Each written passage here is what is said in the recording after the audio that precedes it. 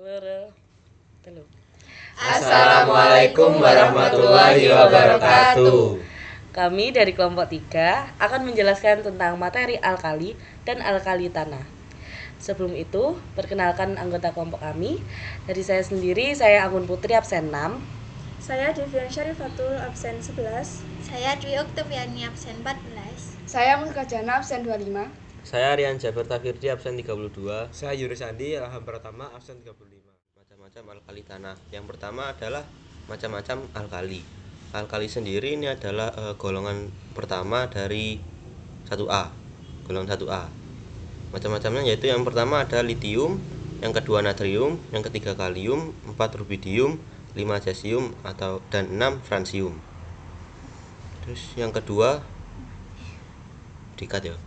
Yang kedua adalah macam-macam alkali tanah. Alkali tanah atau disebut golongan 2A.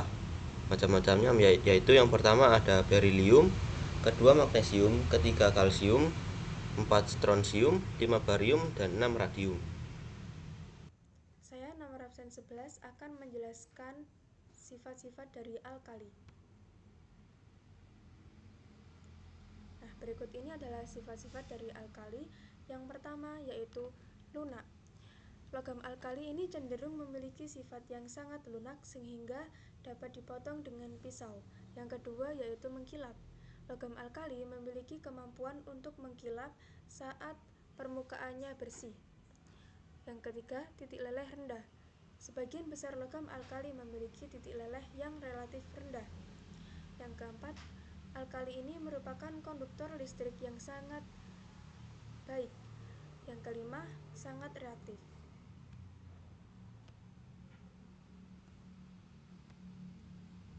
Selanjutnya, sifat fisik. Berikut ini adalah tabel atau data sifat fisik logam alkali. Logam alkali yaitu ada litium, natrium, kalium, rubidium, dan cesium. Nomor atomnya yaitu 3, 11, 19, 37, dan 55 dengan konfigurasi elektron He2S1, untuk Na, Ne 3S1, untuk Ka, Ar 4S1, Rb, Kr 5S1, Cs, Xe 6S1. Jari-jari atom dari logam alkali ini dalam satu golongan dari atas ke bawah semakin panjang, yaitu bisa dilihat dari tabel ini. Untuk Li 1,52, Na 1,86, K 2,27, Rb 2,47, dan Cs 2,65. Dan jari-jari ion M+. Kenapa M+? Karena logam alkali ini kan merupakan golongan 1, sehingga ionnya yaitu M+.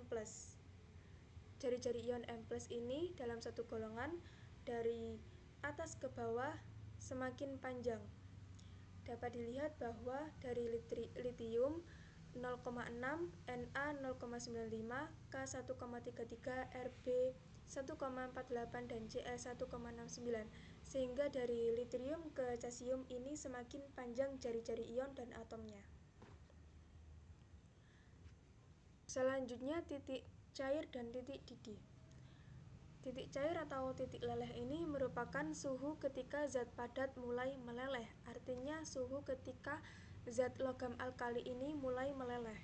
Nah, dalam satu golongan dari atas ke bawah, yaitu dari Li ke Cs, ini semakin rendah titik leleh atau titik cairnya, yaitu bisa dilihat dari tabel.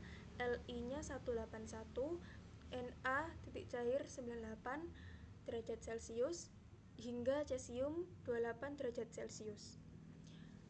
Sedangkan titik didih ini di mana berubahnya wujud cair menjadi gas. Artinya titik di mana suhu di mana wujud cair ini akan mendidih. Dari atas ke bawah, dalam satu golongan dari atas ke bawah, titik didihnya semakin rendah. Bisa dilihat dari tabel ini bahwa litium memiliki titik didih 1347 derajat Celcius dan cesium 678 derajat Celcius. Artinya dari Li ke cesium ini semakin rendah titik didihnya. Sedangkan untuk massa jenis dalam satu golongan dari Li ke Cs dari atas ke bawah, massa jenisnya semakin besar, yaitu dari 0,53 hingga 1,88. Selanjutnya energi ionisasi. Dalam satu golongan dari atas ke bawah, yaitu dari litium ke cesium, energi ionisasinya semakin rendah atau semakin kecil, sehingga elektron terluarnya semakin mudah dilepaskan. Dapat dilihat dari tabel ini bahwa dari litium hingga ke cesium, energi ionisasinya semakin rendah, yaitu dari 520 hingga 376. Yang selanjutnya yaitu keelektronegatifan atau skala Pauling, di mana dalam satu golongan dari atas ke bawah, keelektronegatifannya semakin rendah. Lalu ada kekerasan atau skala Mohs, dari atas ke bawah semakin rendah juga, yaitu dari litium ke cesium semakin rendah. Selanjutnya warna nyala, yaitu litium merah tua, natrium kuning, kalium ungu, rubidium merah biru, dan cesium biru. Selanjutnya potensial reduksi standar atau volt. Artinya potensial reduksi standar ini di mana terjadi penangkapan elektron, yaitu dengan rumus M plus E plus elektron menjadi M. Dalam satu golongan dari atas ke bawah, potensial reduksi standar dalam volt semakin tinggi, yaitu dari litium min 3,05 dan cesium min 2,92. Artinya dari atas ke bawah ini semakin tinggi potensial reduksi standarnya, atau semakin tinggi potensialnya untuk menangkap elektron. Selanjutnya saya akan menjelaskan sifat-sifat dari alkali tanah. Sifat-sifat alkali tanah. Yang pertama, memiliki kereaktifan semakin besar dari Be ke Ba. Artinya cukup reaktif meski pada suhu dan tekanan yang standar. Yang kedua, memiliki warna nyala. Yang ketiga, lunak, meskipun lebih keras dibandingkan dengan golongan logam alkali atau golongan 1A. Yang keempat, selain berilium bisa menghantarkan panas dengan baik. Yang kelima, punya densitas titik didih dan titik leleh yang cukup rendah. Yang keenam, radium jadi satu-satunya yang bisa bersifat radioaktif. Yang ketujuh, jari-jari yang dimiliki atom alkali tanah lebih kecil dari logam alkali atau golongan 1A.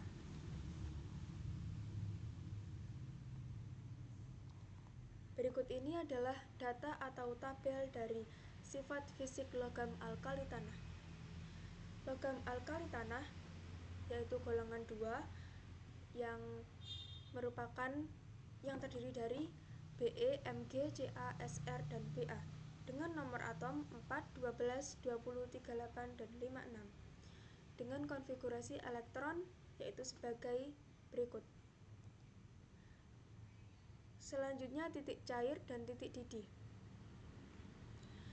Dalam satu golongan dari atas ke bawah, yaitu dari Mbe hingga Ba, titik cair dan titik didihnya semakin rendah. Dapat kita lihat dari tabel ini bahwa titik cair Be 1278 dan titik cair Ba 725. Artinya dari atas ke bawah ini semakin mengalami penurunan titik cair. Begitu juga dengan titik didih. Selanjutnya massa jenis. Massa jenis dalam satu golongan dari atas ke bawah semakin besar atau semakin berat. Dapat dilihat bahwa Be mempunyai massa jenis 1,85, Ba 3,51 gram per cm kubik. Artinya akan semakin mengalami penambahan massa jenis dari Be ke Ba. Selanjutnya energi ionisasi. Energi ionisasi dalam golongan alkali tanah ini dari atas ke bawah, yaitu dari Be ke Ba, akan semakin mengalami penurunan energi ionisasi, yaitu dari Be 899 dan Ba 503. Begitu juga dengan energi ionisasi kedua dan ketiga akan mengalami penurunan. Selanjutnya ke elektronegatifan atau skala Pauling. Dalam satu golongan dari atas ke bawah akan mengalami penurunan ke elektronegatifan. Potensial reduksi standar atau volt dalam volt dengan rumus M2 plus 2 elektron menjadi M. Artinya dalam potensial reduksi standar ini logam alkali tanah menangkap elektron. Dalam satu golongan dari atas ke bawah akan selalu mengalami penurunan potensial reduksi standar, dapat dilihat dari tabel tersebut. Untuk jari-jari atom dan jari-jari ion dalam satu golongan ini dari atas ke bawah akan selalu mengalami penurunan. Untuk jari-jari atom dari atas ke bawah akan mengalami kenaikan atau semakin ke bawah maka jari-jari atomnya akan semakin panjang, yaitu dapat dilihat dari BE ke BA.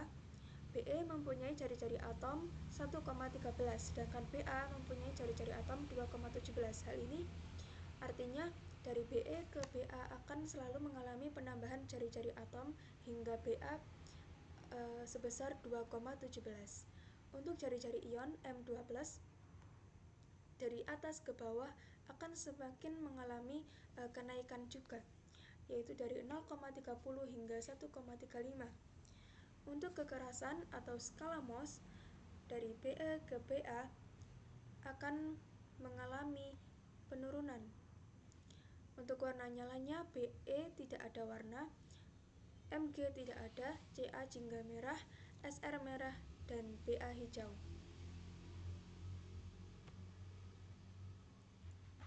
Berikut ini detail dari sifat keperiodikan logam alkali tanah.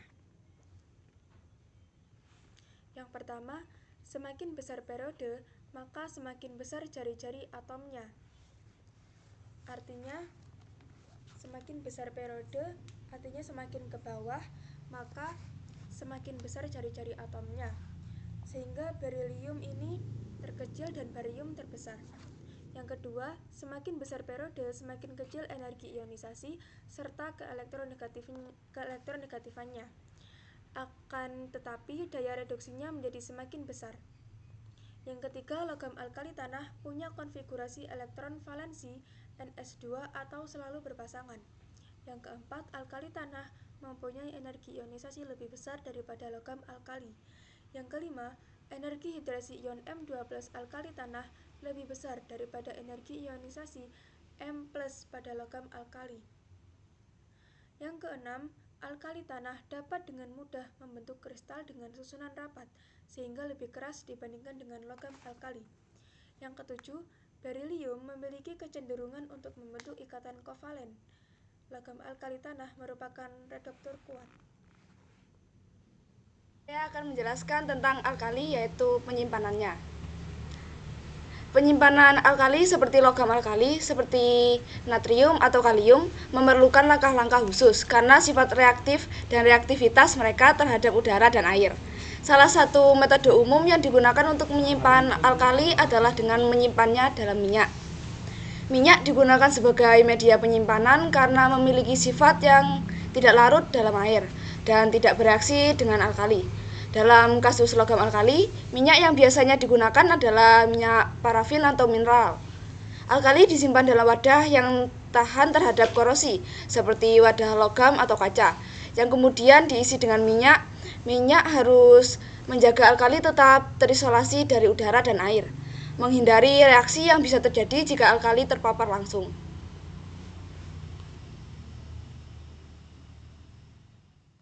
Kemudian saya akan menjelaskan tentang penyimpanan pada alkali tanah. Penyimpanan pada alkali tanah yang pertama pada Be, berilium. Berilium sangat reaktif terhadap udara terbuka dan terutama berbahaya karena potensialnya sebagai racun. Oleh karena itu, Be sebaiknya tidak disimpan di udara terbuka. Sebaiknya disimpan dalam lingkungan yang bebas dari udara atau atmosfer beroksigen, seperti dalam wadah berisi gas inert, seperti argon atau dalam vakum. Yang kedua, Mg atau magnesium dan Ca atau kalsium.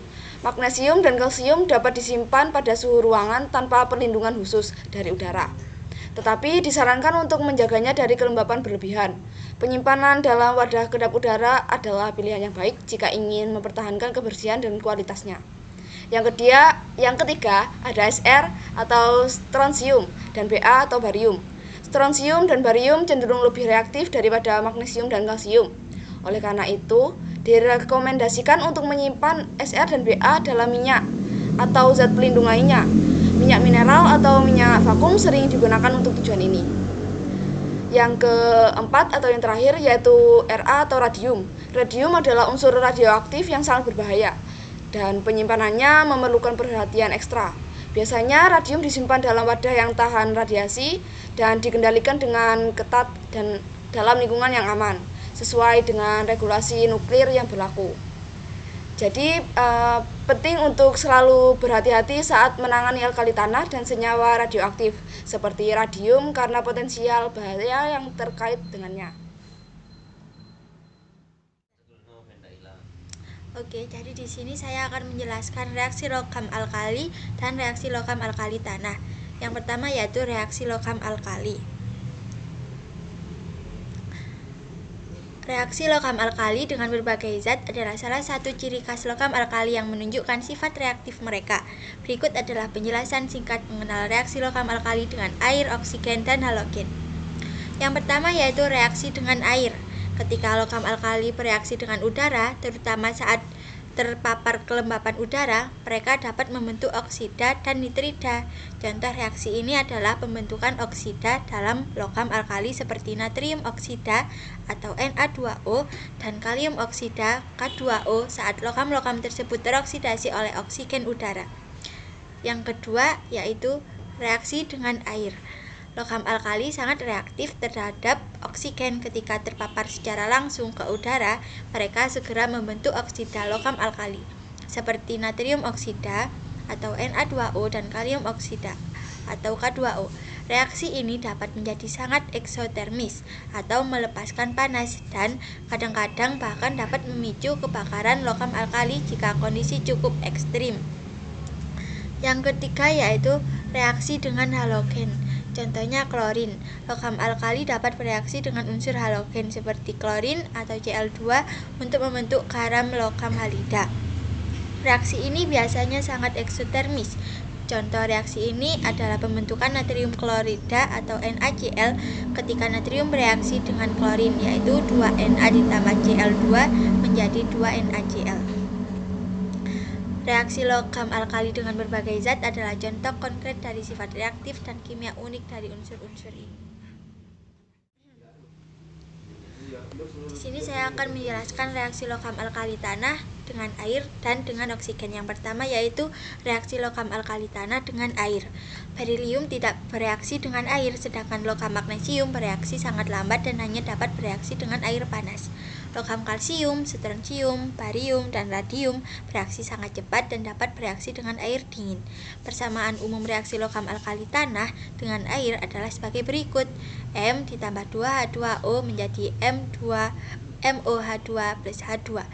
Contoh senyawa hidroksida yang terbentuk yaitu Ca ditambah 2H2O menjadi CaOH2 plus H2. Selanjutnya yaitu reaksi logam alkali tanah dengan oksigen. Dengan pemanasan, berilium dan magnesium dapat bereaksi dengan oksigen. Oksida berilium dan magnesium yang terbentuk akan menjadi lapisan pelindung pada permukaan logam. Barium dapat membentuk senyawa peroksida atau BaO2. Persamaan umum reaksi logam alkali tanah dengan oksigen adalah sebagai berikut. 2Mg ditambah O2 menjadi 2MgO. Pembakaran magnesium di udara dengan oksigen terbatas pada suhu tinggi akan dapat menghasilkan magnesium nitrida atau Mg3N2. Bila Mg3N2 direaksikan dengan air, maka akan didapatkan gas NH3. Mg3N2 ditambah 6H2O menjadi 3MgOH2 ditambah 2NH3. Di sini saya akan menjelaskan tentang kesadaran. Kesadaran air adalah kandungan mineral tertentu di dalam air, umumnya ion kalsium atau Ca dan magnesium atau Mg dalam bentuk garam karbonat. Selain ion kalsium dan magnesium, penyebab kesadaran juga bisa merupakan ion logam lain maupun garam-garam bikarbonat dan sulfat. Selanjutnya jenis-jenis kesadaran. Berdasarkan jenis anion yang diikat oleh kation Ca2+ atau Mg2+, yaitu air sada sementara dan air sada tetap. Kesadaran yang hilang karena pemanasan disebut kesadaran sementara atau temporary hardness, sedangkan kesadaran yang tidak hilang dengan pemanasan air disebut kesadaran tetap atau permanent hardness. Kesadaran sementara disebabkan garam-garam hidrogen karbonat, terutama kalsium hidrogen karbonat CaHCO3 2. Pada pemanasan, senyawa ini terurai membentuk endapan kalsium karbonat seperti pada reaksi berikut. Adapun kesadaran tetap disebabkan garam-garam kalsium dan magnesium lainnya, misalnya kalsium sulfat atau magnesium sulfat. Baik, di sini saya akan menjelaskan tentang manfaat alkali dan manfaat alkali tanah. Yang pertama, manfaat alkali. Alkali memiliki manfaat yang pertama dari litium sebagai komponen pesawat terbang dan roket dan menjadi alternatif pengganti baterai timbal asam. Yang kedua ada natrium yang NaCl-nya bermanfaat sebagai bumbu masakan dan NaOH sebagai pelarut dalam pembuatan sabun. Yang ketiga ada kalium yang KOH-nya bermanfaat untuk pembuatan sabun lunak. KCN dapat digunakan dalam proses ekstraksi logam tembaga, perak, dan emas. Yang terakhir ada rubidium dan cesium. Manfaatnya sebagai bahan dasar pembuatan fotosel dan sebagai bahan dasar mesin ion pesawat antariksa. Selanjutnya, manfaat dari alkali tanah.